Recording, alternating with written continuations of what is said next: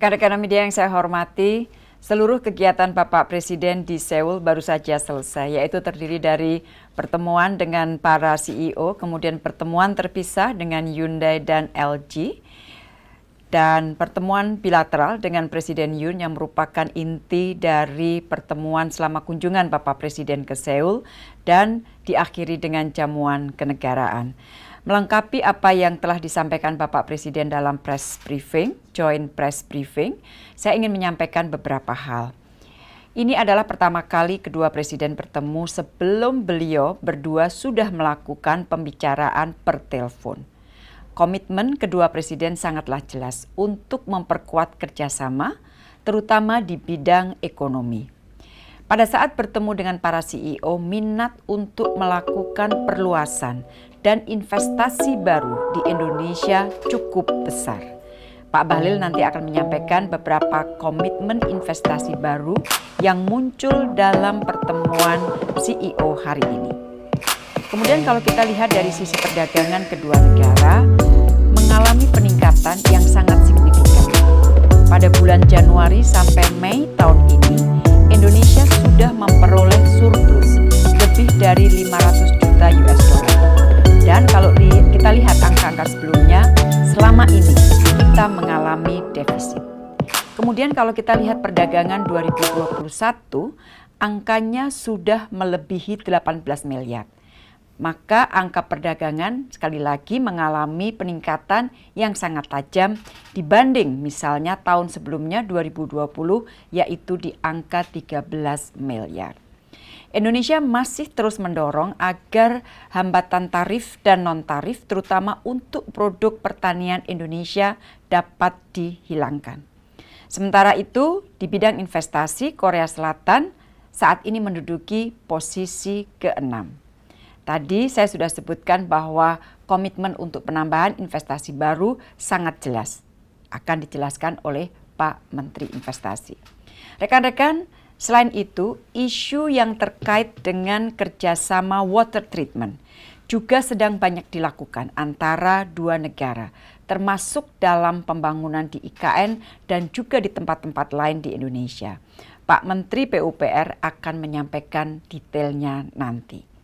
Selain itu, di bidang ketenaga kerjaan teman-teman, sebagai informasi terdapat lebih dari 28.000 pekerja migran Indonesia di Korea Selatan. Ini adalah data yang kita ambil bulan Maret 2022. Sebagian besar pekerja pada sektor manufaktur dan perikanan. Kita melihat adanya peluang untuk semi dan skilled labor. Dan Indonesia mengusulkan kiranya MOU mengenai penempatan tenaga kerja yang dimiliki dua negara sejak tahun 2012 sudah waktunya ditinjau kembali. Antara lain dengan menambahkan sektor atau bidang pekerjaan yang dapat diisi. Sementara itu kedua pemimpin tentunya juga melakukan diskusi mengenai beberapa isu kawasan internasional seperti isu denuklirisasi Semenanjung Korea, isu Myanmar, dan lain-lain.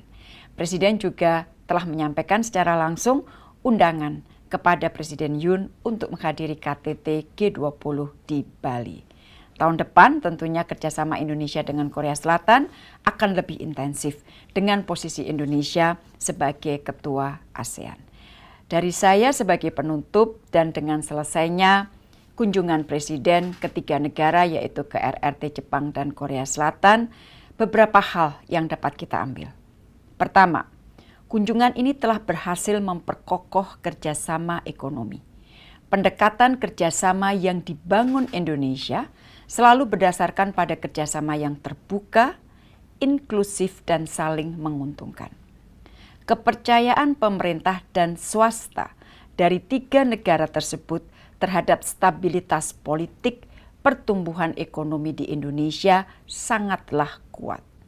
Kedua, di tengah situasi dunia yang dipenuhi rivalitas dan upaya containment, Indonesia justru memperkuat rajutan persahabatan dan kerjasama konkret dengan negara-negara dunia. Upaya ini akan terus dilakukan. Dan dalam setiap pertemuan, para pemimpin memberikan apresiasi terhadap kepemimpinan Presiden Jokowi dalam memberikan kontribusi bagi perdamaian dan permasalahan global. Ketiga, kunjungan ini tentunya akan memperkuat dukungan bagi presidensi Indonesia, terutama semua persiapan yang terkait dengan KTT G20. Keempat, mempertimbangkan posisi strategis ketiga negara tersebut dalam hubungan dengan ASEAN dan mengingat Indonesia akan menjadi ketua ASEAN tahun depan, maka kunjungan ini juga sangat bermanfaat bagi persiapan keketuaan Indonesia tahun depan. Presiden dalam pertemuan-pertemuan mengatakan bahwa Indonesia ingin tetap terus memperkuat ASEAN, menjadikan ASEAN tetap relevan dan matters tidak saja bagi masyarakat ASEAN, namun juga bagi dunia. Dan setelah jamuan makan malam kenegaraan, Bapak Presiden, Ibu Negara bersama delegasi terbatas akan langsung bertolak menuju Jakarta dan insya Allah akan tiba di Jakarta 29 Juli dini hari. Rekan-rekan, untuk selanjutnya dengan hormat saya mohon Bapak Menteri PUPR dan akan dilanjutkan dengan Menteri Investasi untuk menyampaikan informasi detail terkait dengan kerjasama sesuai dengan portofolio beliau. Pak Men PUPR. Terima kasih Bu Menteri Luar Negeri, rekan-rekan media yang saya hormati. Kerjasama antara Indonesia dan Korea Selatan, khususnya di bidang pekerjaan umum dan perumahan rakyat sudah terjalin sejak beberapa tahun yang lalu, terutama dengan Kementerian Lingkungan Hidup Korea Selatan dan Kementerian Land, Infrastructure and Transport Korea Selatan ini. Kita lihat yang selama ini yang sudah ada kerjasama adalah pembangunan dam Karian di Banten untuk penyediaan air baku Jakarta bagian barat, termasuk pembangunan water treatment plant dan jaringan distribusinya. Kemudian juga akan ada atau sedang dilakukan feasibility study-nya untuk Semarang Smart Water System. Dalam rangka kunjungan kerja Bapak Presiden ini dan khususnya untuk mendukung pembangunan Ibu Kota Baru Nusantara, Korea Selatan melalui Kementerian Environment yang membawai pengelolaan sumber daya air dan MOLIT yang membawa infrastruktur, ada beberapa kerjasama yang sudah kita sepakati. Pertama, Kementerian Environment akan membantu melalui grant atau hibah pembangunan, namanya sudah bukan water treatment plant lagi, tapi water purification plant, yaitu dengan kapasitas 300 liter per detik. Kami sudah melihat kemarin di Wangson, WPP tersebut sangat, kalau saya menyampaikan, the best available technology yang sudah diaplikasikan oleh Korea Selatan, sehingga siap minum dan cukup dan sangat, bukan cukup, sangat reliable, karena kita memakai produk hasil akhirnya dilakukan ozonisasi. Kemudian yang kedua adalah membantu kita untuk membangun waste water treatment plant, jadi untuk pengelolaan limbah cair di IKN nanti. Yang sore ini akan kita lihat contohnya ada di Hanam City di dekat Seoul ini. Kemudian yang ketiga, kami juga mengunjungi Busan yang dulu di groundbreaking oleh Bapak Jokowi sendiri, Busan Eco District Smart City. Di sana sudah progresnya 3 tahun ini, land development-nya sudah hampir selesai. Kemudian ada yang namanya Smart Village. Ini merupakan desa pintar, desa yang sudah dibangun selesai 56 rumah yang dihuni oleh 400 orang. Jadi ini sedang dimonitor terus karena dilakukan diimplementasikan 41 inovasi di dalam Smart Village tersebut. Korea Selatan ingin juga membangun Smart Village ini di IKN mulai tahun 2023. Insya Allah akan kita mulai bangun mungkin sebanyak 100 rumah untuk bisa sebagai percontohan Smart Village. Kemudian yang keempat juga karena di IKN kita juga konsepnya adalah Forest City, kita ingin melindungi Bekantan di sekitar Teluk Balikpapan, sehingga kita tidak ingin membangun jembatan yang secara fisik bisa merubah morfologi lingkungan. Kita ingin membangun immerged tunnel, bukan terowongan bawah laut, tapi immerged tunnel dengan teknologi yang baru yang sudah selesai dilakukan di Korea Selatan. Sekarang sedang dilakukan juga salah satunya di Irak. Kami sudah melihat kemarin di Busan, dan sekarang di IKN sendiri sedang diselesaikan FS-nya untuk kemudian mudah-mudahan tahun ini bisa kita selesaikan basic desainnya, sehingga akan bisa kita lakukan mulai pembangunannya tahun 2023 tersebut. Jadi 4 hal itulah tadi, jadi water purification plan, wastewater treatment plan, smart village, dan juga immerged tunnel jalan tol menuju ke IKN. Jadi 4 hal itu yang ingin kita lakukan, kerjasamanya Korea Selatan dengan Indonesia dalam pembangunan IKN Nusantara. Terima kasih. Pak Menteri Investasi, terima kasih Pak Menteri PUPR.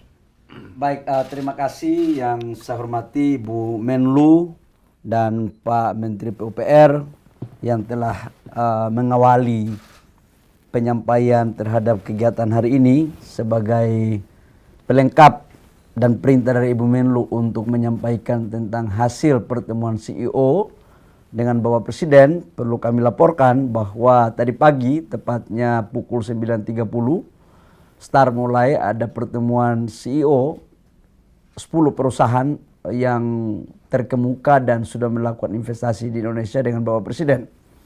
Dari 10 perusahaan tersebut telah menghasilkan kesepakatan dengan total nilai investasi sebesar 100,69 triliun rupiah atau 6,72 miliar US dollar. Perusahaan-perusahaan tersebut bergerak di bidang sektor manufaktur, kemudian industri baja, petrokimia, baterai listrik, dan pabrik kaca, serta di bidang pakaian dan sepatu. Nah, terkait dengan investasi tersebut, sebagian besar akan dilaksanakan mulai pada kuartal pertama 2023, bahkan sebagian sudah akan dilakukan di kuartal keempat 2022.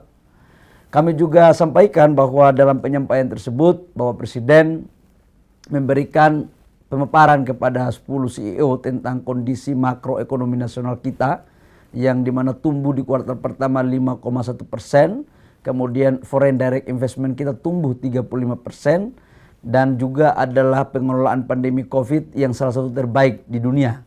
Dan ini adalah bagian terpenting untuk kemudian bagaimana mendorong agar pelaku usaha yang ada dari Korea bisa lebih percaya diri lagi.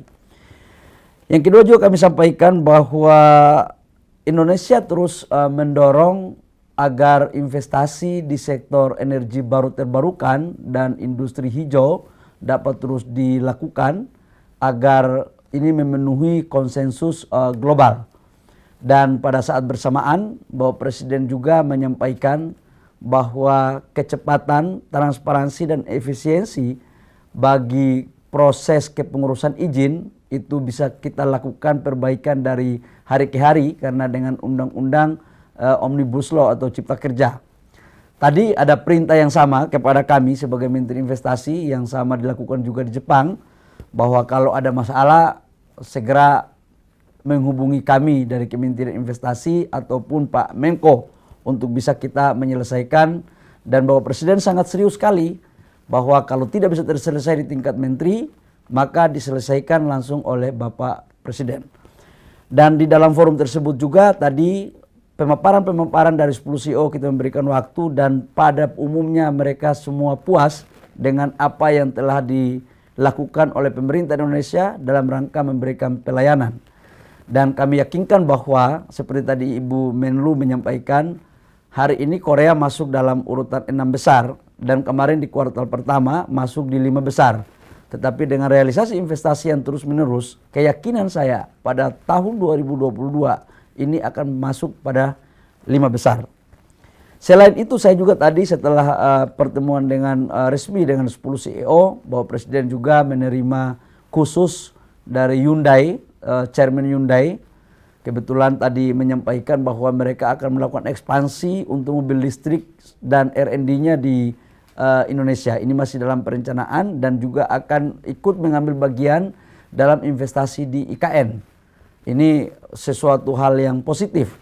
Di samping itu juga tadi saya mendampingi Bapak Presiden untuk menerima LG secara khusus, di mana LG selain dari membangun EV baterai yang terintegrasi dari hulu ke hilir, khususnya untuk LG Elektronik, itu juga akan melakukan relokasi pabriknya dari China ke Indonesia termasuk R&D-nya. Dan sekali lagi LG pun tadi menyampaikan minatnya untuk mengambil bagian dalam investasi di IKN.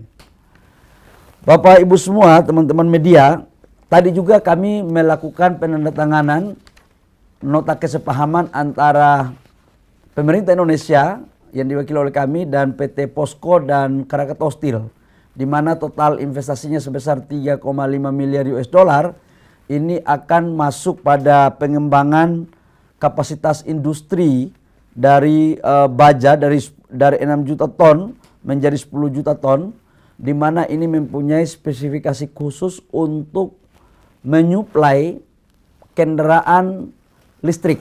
Jadi nanti kita di Indonesia baterainya sudah dari hulu ke hilir, kemudian sekarang mobilnya sudah, tapi tidak hanya itu kita cukup, kita pingin bahan bakunya kalau bisa kita maksimalkan semuanya dari Indonesia.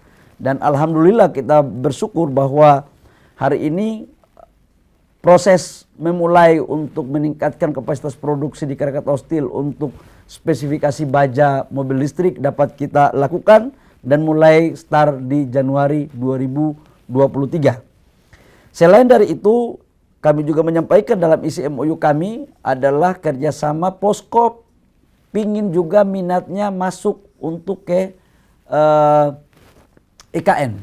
Jadi sudah ada 3 perusahaan sebelum pemerintahnya yang sudah siap untuk masuk ke IKN. Jadi nggak benar itu kalau ada persepsi yang orang selalu meragukan apakah ada investasi untuk masuk ke IKN. Ini semuanya ini atas arahan Ibu Menlu nih, paten punya nih.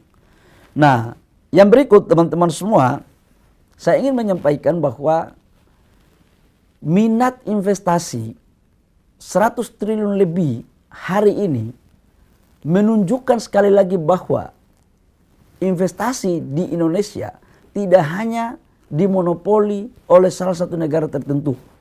Ini penting agar persepsi atau hoax yang terjadi bahwa seolah-olah kita hanya mendahulukan atau memberikan karpet merah kepada satu negara tertentu itu terjadi. Saya katakan tidak ada. Semua kita berlakukan bebas karena kita menganut asas politik bebas aktif dan ekonomi juga menganut asas ekonomi bebas aktif. Artinya negara mana yang siap untuk mendatangkan duitnya dengan memperhatikan aturan dan kaidah-kaidah norma yang ada di Indonesia, maka semuanya kita akan layani. Selain daripada itu, PT POSCO dan KS juga menyampaikan akan siap berkolaborasi dengan pengusaha-pengusaha nasional dan juga melibatkan dengan UMKM. Bapak Ibu semua yang saya hormati, hari ini juga kami menandatangani MOU dengan pemerintah Korea. Dalam hal ini adalah MOTIE. Ini kita tanda tangani disaksikan oleh Bapak Presiden Jokowi dan Presiden Korea Selatan, di mana ini merupakan ruang lingkup dari energi baru terbarukan, dan juga adalah kita masuk pada teknologi tingkat tinggi untuk kemudian kita mampu mengimplementasikan di Indonesia. Inilah mungkin beberapa hal yang terkait dengan kegiatan kami di Korea, dan khususnya tadi saya menggarisbawahi bahwa untuk LG yang membangun ekosistem EV baterai sebesar 142 triliun itu untuk 10 giga pertama tadi disampaikan kepada Bapak Presiden akan berproduksi paling lambat 2024 di kuartal pertama, sementara untuk ekosistem prekursor cathode dan yang lainnya akan terselesaikan di sekitar tahun 2025 dan ada sebagian yang di 2026. Demikian yang perlu kami laporkan dari Korea. Kami kembalikan kepada Ibu Menlu. Makasih Pak Menlu PUPR, makasih Pak Menteri Investasi. Demikian teman-teman update terakhir dari kami, dan insya Allah kita ketemu di Jakarta. Terima kasih, sehat selalu.